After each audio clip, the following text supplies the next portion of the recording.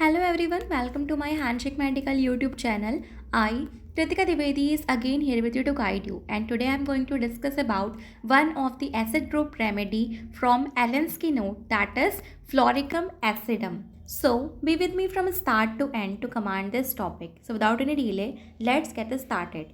तो आज हम एलन की नोट की एक एसिड ग्रुप की रेमेडी जिसका नाम है फ्लोरिकम एसिडम, इसके बारे में डिस्कस करेंगे। ये बहुत ही अच्छी रेमेडी है, ये बोन्स पे, टीथ पे इसका बहुत ही अच्छा एक्शन है। इसके प्रूवर डॉक्टर कॉन्स्टेंटाइन हेरिंग है। ये एक मिनरल किंगडम की रेमेडी है, इसके नाम से ही लग रहा है फ्लोरिकम एसिडम, यानी कि ये एक मिनरल किंगडम की रेमेडी है और इसका सिनोनिम जो है वो है हाइड्रोफ्लोरिक एसिड। केमिकल फॉर्मूला इसका HF है। ड्यूरेशन ऑफ एक्शन इसका 30 डेज़ है। और अगर इसके मियास्मेटिक बैकग्राउंड की बात करें तो ये mainly acid group mainly syphilitic miasm की होती हैं। उनमें होते तीनों मियास्म हैं बट सिफिलिटिक मियास्म उनमें प्रोमिनेंट होता है, ठीक है। और इसमें एलमेंट फ्रॉम अगर देखें कि किस चीज़ से इसमें एलमेंट फ्रॉम है, किस चीज़ से इसमें दिक्कत है, तो वो एब्यूज़ ऑफ मरकरी और साइलेशियस है। उसके बारे में आगे हम डिस्कस करेंगे, इसमें पॉइंट है वो, ठीक है। चलिए स्टार्ट करते हैं इसके बारे में और भी डिटेल्स। तो इसमें कंप्लेंट्स ऑफ ओल्ड एज और of premature old age in syphilitic mercurial dyscrasia, young people look old. तो हमने आपको बताया ही पहले ही कि ये एक एसिड ग्रुप की रेमेडी है। और एसिड ग्रुप का फीचर क्या होता है, कैरेक्टरिस्टिक फीचर, कि चाहे वो जो भी एसिड ग्रुप की रेमेडी आप ले लीजिए, चाहे हाइड्रोफ्लोरिक एसिड है या फ्लोरिकम एसिडम है या कोई भी एसिड, एसिटिक एसिड ही ले लीजिए, कोई भी एसिड, उसमें क्या होगा, बर्निंग होगा, कोरोसिवनेस होगा, पेशेंट बहुत ही वीक होगा, टायर्ड होगा, अल्सरेशन भी देखने को मिलेंगे, डिस्चार्जेस देखने को मिलेंगे, क्योंकि एसिडिक कोरोसिव होते हैं, प्लस उसमें मियास्म प्रोमिनेंसी कौन सी होती है, सिफिलिटिक। तो ये सारी सी चीज़ें हमें देखने को मिलेंगी। और सिफिलिटिक मियास्म है मतलब कि जो इस पेशेंट में सिम्टम भी आएंगे वो भी उसी से रिलेटेड, कहीं ना कहीं उसी से रिलेटेड ही होंगे। तो इसमें वीकनेस भी मार्क्ड होती है, पर्सन बहुत ही वीक होता है, टायर्ड होता है। तो इसीलिए इसमें है कि कंप्लेन ऑफ ओल्ड एज, ठीक है, ओल्ड एज की कंप्लेन के लिए है ये, या और of premature old age in syphilitic mercurial dyscrasia, young people look old. यानी कि ये एक तो ओल्ड एज की रेमेडी है, कंप्लेन जो भी ओल्ड एज की कंप्लेन है उसमें हम दे सकते हैं। दूसरी बात, यंग पीपल लुक ओल्ड, इसमें क्या है कि कोई अगर इसका यंग पेशेंट भी क्लिनिक पे आ रहा है तो वो उसका भी अपीयरेंस, जो हमको उसका फिज़िकल अपीयरेंस देखने को मिलेगा, वो भी बहुत ही, जो जवान व्यक्ति भी है वो भी बहुत ही ओल्ड लुकिंग, उसका फिजिकल अपीयरेंस कैसा होगा, वो बुढ़ा जैसा दिखेगा अपने फिजिकल अपीयरेंस से। प्री मैच्योर ओल्ड एज, उसकी अभी वो एज नहीं है, ज़्यादा एज नहीं है, बट उसमें क्या लग रहा है कि वो अपने एज से ज़्यादा का दिख रहा है। उसके फेसेस पे हो सकता है आपको, हो सकता है क्या, उसके फेसेस पे आपको व्रिंकल्स देखने को मिलेंगे। और कैसे आपको दिखेगा, प्रीमैच्योर ओल्ड एज कैसे दिखेगा, टायर्डनेस, व्रिंकल फेसेस में दिखेंगे, इसलिए, ठीक है। Premature old age in syphilitic mercurial dyscrasia, ठीक है। तो हमने इसमें बताया ही कि ये सिफिलिटिक रेमेडी है, प्लस इसमें एलिमेंट किससे है, मरकरी से है, ठीक है। इसमें आगे है एब्यूज़ ऑफ मरकरी और साइलेशिया, तो इसमें एलिमेंट फ्रॉम मरकरी से है। और डिस्क्रेसिया क्या होता है, कोई भी एबनॉर्मल स्टेट और कंडीशन, ठीक है। तो इन सिफिलिटिक मर्क्यूरियल डिस्क्रेसिया, और इसमें क्या है, increased ability to exercise without danger. इसका क्या मतलब है कि इसके जो पेशेंट हैं वो increase ability to exercise without danger, मतलब वो अपने क्षमता से ज़्यादा काम करते हैं, अपने क्षमता से ज़्यादा कार्य करते हैं, लेकिन बिना किसी डेंजर के। इसका मतलब कि वो अपने उनकी एबिलिटी इंक्रीज हो गई, वो अपने क्षमता, सिफिलिटिक पेशेंट है ना, वो अपने क्षमता से ज़्यादा काम करेंगे, लेकिन वो इतना भी ज़्यादा नहीं काम कर देंगे कि उनको कोई डेंजर हो, यानी कि वो ज़्यादा काम कर रहे हैं बट उन्हें कोई उससे डेंजर नहीं हो रहा है, कोई उनको नुकसान नहीं पहुंच रहा है। इसका यहाँ पे ब्रैकेट में कोका लिखा है, क्योंकि कोका में भी क्या होता है कि उसमें bad effect of over exertion उसमें भी है। उसमें जब आप कोका रेमेडी पढ़ेंगे तो वहाँ पे है कि माउंटेन क्लाइंबिंग, बैलूनिंग से उसको क्या है, वहाँ पे बैड इफेक्ट है, तो इसलिए यहाँ पे कोका भी लिखा है क्योंकि उसमें भी bad effect from over exertion है। और इसमें क्या है, is less affected by excessive heat of summer और cold of winter. It means एक तरह से ये क्या बता रहा है कि पर्सन जो होगा वो एम्बीथर्मल है, ठीक है।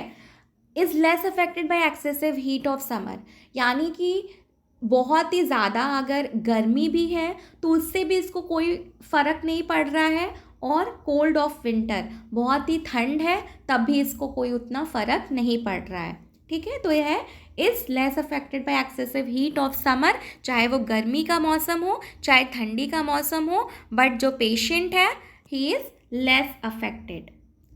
आगे क्या सिम्टम दिए गए हैं, old cicatrices become red around edges and threaten to become open ulcers. इसका मतलब हमने बताया ही सिफिलिटिक रेमेडी है, जो भी सिम्टम्स आएंगे वो सिफिलिटिक वाले ही आएंगे, इसमें अल्सर्स होंगे, इसमें डिस्चार्जेस होंगे अल्सर से, और क्या है, ओल्ड सिकैट्रिसेस, ठीक है। यानी कि ओल्ड सिकैट्रिसेस मतलब होता है स्कार, और ओल्ड सिकैट्रिसेस मतलब वो स्कार पुराना है, पूरा कोई स्कार कैसे बनेगा, कहीं चोट लगी, उसको मान लेते हैं चोट लग गई, ठीक है, वो हील हो गया, हीलिंग प्रोसेस में बनता है स्कार। सिकैट्रिसिस मतलब वहाँ पे थोड़ी सी हार्डनिंग भी हो गई है, और जो उसके एजेस हैं वो कैसे हैं, बिकम रेड अराउंड एजेस, जो उसके एजेस हैं वहाँ पे रेड रेड है, and threaten to become open ulcer, और क्या है वहाँ पे अल्सर भी बन रहे हैं, ठीक है। तो इस कंडीशन में भी ये इंडिकेटेड है, और इसको ब्रैकेट में कॉस्टिकम एंड ग्रिफाइटिस रेमेडी दी गई है। आगे चलते हैं, तो है इसमें वेरिकोज वेन एंड अल्सर। इसमें वेरिकोज वेन की कंडीशन भी मिलेगी, ठीक है। वेरिकोज वेन हमें और भी मेडिसिन में मिलता है, जैसे एस्क्यूलस है, और भी बहुत सारे से मेडिसिन है। And ulcers, syphilitic remedy, ulcer हमने बताया ही। ऑब्स्टिनेट, ऑब्स्टिनेट मतलब होता है ज़िद्दी, ठीक है। Long standing cases in women who have born many children. It means यहाँ पे मल्टी पैरस वुमेन की बात की गई है, जिनके बहुत बार उनमें प्रेगनेंसी हो चुकी है, उनके बहुत सारे बेबीज़ हैं। उन वुमेन में भी क्या है कि वेरिकोज वेन, अल्सर, इन सारे ये सारी चीज़ें देखने को मिल रही हैं, ठीक है। लॉन्ग स्टैंडिंग केसेस, बहुत ही लंबे टाइम से भी उनको ये सारी प्रॉब्लम देखने को मिल रही हैं। और हमने बताया कि इस रेमेडी का एक्शन बोन्स पे और टीथ पे बहुत अच्छा एक्शन है फ्लोरिक एसिड का। तो इसमें क्या है, carries and necrosis specially of long bones. क्या है, कैरीज एंड नेक्रोसिस, यानी कि जो बोन्स हैं वहाँ पे कैरीज हो रही है, नेक्रोसिस हो रहा है, और ख़ास तौर पे जो भी लॉन्ग बोन्स हैं वहाँ पे। सोरिक और सिफिलिटिक एब्यूज़ ऑफ मरकरी और साइलेशिया, ब्रैकेट में है, एंड ब्रैकेट में है, यहाँ पे एग्नस है बट यहाँ पे मिसप्रिंट है ये, ठीक है, यहाँ पे एग्नस है। तो हमने बताया ही बोन के लिए तो कैरीज एंड नेक्रोसिस है लॉन्ग बोन्स का, और हमने बताया कि यहाँ पे किससे एलमेंट फ्रॉम है, किससे इसको दिक्कत है, किस चीज़ से दिक्कत हो रही है, तो वो मरकरी और साइलेशिया का एब्यूज़, यानी कि बहुत ज़्यादा उसमें ओवरडोजिंग हो गई है, तो उस कारण से भी इसमें दिक्कत आ रहे हैं। Naevus flat of children, right temple, capillary aneurism, compare calcarea fluor and tuberculinum. Naevus flat, naevus मतलब क्या होता है, मोल्स, ठीक है। तिल, तिल यहाँ पे जैसे फेसेस पे आप कुछ लोग के देखते होंगे कि उनके चेहरे पे बहुत सारे से छोटे छोटे से तिल हैं, ठीक है, फ्लैट तिल। तो नेवस फ्लैट, इसमें पेशेंट जो आएगा उसको, उसमें आपको तिल भी देखने को मिलेगा, और चिल्ड्रेन, बच्चे, ठीक है। राइट टेम्पल, राइट टेम्पल पे अगर हो, कैपिलरी एन्यूरिज्म में भी इसको इंडिकेटेड है, और इसको कंपेयर कर सकते हैं हम कैलकेरिया फ्लोरा और ट्यूबरक्यूलाइनम के साथ। अल्सर की बात की गई है, यहाँ पे अल्सर देखने को मिलेगा ही। तो अल्सर के एजेस कैसे होंगे, रेड एजेस होंगे, वेसाइकल्स हैं, डैक्यूबिटस, कोपियस डिस्चार्ज।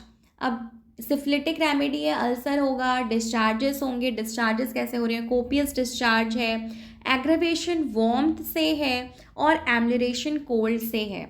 ठीक है, वॉयलेंट पेन, बहुत ही ज़्यादा पेशेंट में दर्द होता है, बहुत ही भयानक दर्द होता है। ठीक है, जैसे कैंसर भी क्या है, एक सिफिलिटिक स्टेज है। ठीक है, कैंसर के पेशेंट को आप लोग कभी आप लोग देखे होंगे तो उसमें देखे होंगे कि वहाँ पे सिफिलिटिक स्टेज चल रहा है, वो पेशेंट को बहुत ही ज़्यादा अनबियरेबल पेन होता है। उसी तरह से यहाँ पे भी पेशेंट को क्या होगा, वॉयलेंट पेन, बहुत ही भयानक, बहुत ही ज़्यादा दर्द होगा।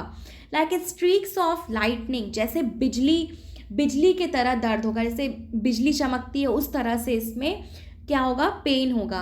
Confined to a small spot, जो कि एक स्मॉल स्पॉट पे कन्फाइंड है, उसी स्मॉल स्पॉट पे है। और यहाँ पे क्या है, रैपिड कैरीज ऑफ टीथ में क्या है, कैरीज है, कैरीज ऑफ टीथ है, दांत सड़ रहे हैं, फिशुला डेंटालिस और लैक्राइमैलिस। इट मीन्स यहाँ पे फिशुला भी है। फिशुला क्या होता है, एक एबनॉर्मल पैसेज, कम्युनिकेटिंग पैसेज का फॉर्मेशन हो जाता है। ठीक है, तो फिशुला डेंटालिस और लैक्राइमैलिस।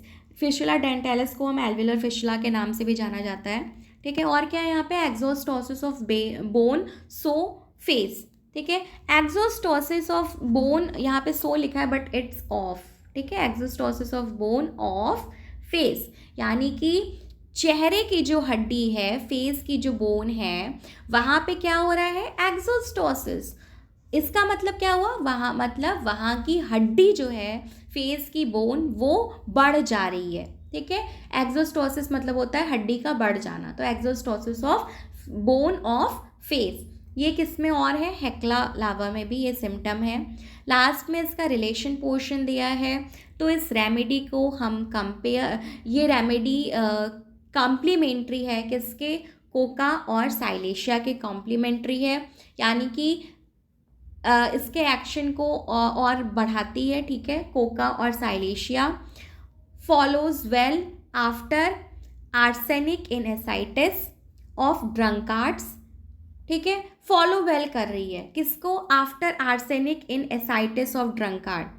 आर्सेनिक के बाद एसाइटिस ऑफ ड्रंकार्ड, मतलब ड्रंकार्ड्स में एसाइटिस हो गया है। ठीक है, उस कंडीशन में कैलकेरिया कार्प इन हिप डिजीजेस, यानी बोन से रिलेटेड इसमें प्रॉब्लम है, तो हिप की डिजीजेस में, बोन की डिजीजेस में calcarea carb. After coffea staph in sensitive teeth. ठीक है, सेंसिटिव टीथ के कंडीशन में कॉफी और स्टेफ के बाद। After phosphoric acid in diabetes, यानी कि डायबिटीज़ कंडीशन में हमें इसको फॉस्फोरिक एसिड के बाद देना है, मतलब फॉस्फोरिक एसिड हम डायबिटीज़ से पहले देंगे और फ्लोरिक एसिड उसके बाद देंगे। After silicea symphytum in bone diseases में साइलेशिया और सिम्फाइटम के बाद हमें इसे देना है। आफ्टर स्पॉन्जिया इन ग्वाइटर, और ग्वाइटर के कंडीशन में हमें इसको स्पॉन्जिया के बाद देना है। इसका मतलब आप यहाँ पे एक चीज़ देख सकते हैं कि चाहे वो एसाइटिस ऑफ ड्रंकार्ड्स हो, या हिप डिजीजेस हो, या सेंसिटिव टीथ के कंडीशन हो, डायबिटीज़ की कंडीशन हो, बोन डिजीजेस हो, ग्वाइटर हो, इस कंडीशन में किसी न किसी रेमेडी के बाद इस ये रेमेडी इंडिकेटेड है। ठीक है, इसका मतलब हम यहाँ से एक चीज़ और रिलेट कर सकते हैं कि फ्लोरिक एसिड को कभी भी हमें फर्स्ट स्टेज में नहीं देना है, मतलब सेकेंड स्टेज में हम इस मेडिसिन को इंडिकेट करेंगे। पहले हमें इन सारे कंडीशन में ये जो सारी मेडिसिन इंडिकेटेड है इसको ट्राई करना है। आफ्टर दैट हमें इस मेडिसिन के बारे में सोचना है। ठीक है, so this is all about the remedy fluoricum acidum, acid group की रेमेडी है ये। ठीक है, तो अगर आपको इसमें अब कोई डाउट हो, कोई भी कन्फ्यूज़न हो, आप चैट बॉक्स में पूछ सकते हो। और आप चाहते हो कि मैं first year to final year BHMS या DHP किसी भी पर्टिकुलर टॉपिक पे वीडियो लेक्चर बनाऊँ, so you can also tell that topic in chat box, आप उसको बता सकते हो। ठीक है, so this is all for today. Thank you, thanks for watching.